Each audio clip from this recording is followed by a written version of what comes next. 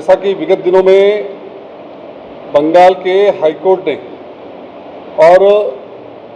OBC आरक्षण को लेकर के जो एक फैसला दिया और जिस फैसले के तहत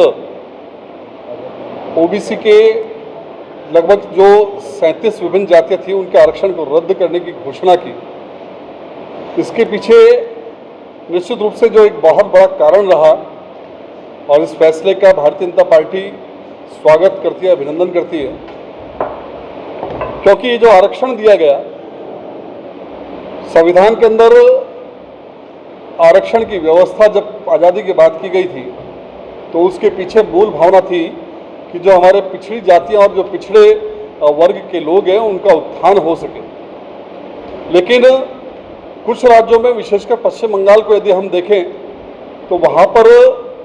वहाँ की जो तत्कालीन सरकारें रही, चाहे वो वामपंथी सरकार रही हो, चाहे अभी वर्तमान की तृणमूल कांग्रेस सरकार रही हो, इन सरकारों ने इस आरक्षण को वहाँ पर वोट बैंक का एक जरिया बना करके और आरक्षण को लागू किया। और जिस प्रकार से पश्चिम बंगाल में टोटल ओबीसी का 17% आरक्षण का एक कैटेगरी तय की हुई है, उस आरक्षण के अंदर वर्ष 2010 में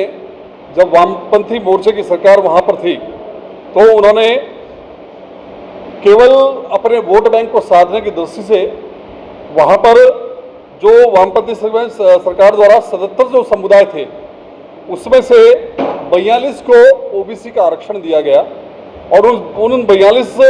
जो जातियां थी उनमें से 41 जातियां मुस्लिम वर्ग की थी। और कड़े शब्दों में हम निंदा भी करते हैं कि ममता सरकार जो बांग्लादेशी और रोंगियों को ओबीसी वर्ग का जो हक है उनको बांट रही है और घुसपैठियों को जो बांट रही है उसकी हम कड़ा शब्दों में निंदा करते हैं, क्योंकि कोलकाता हाईकोर्ट ने इस फैसले को मतलब कि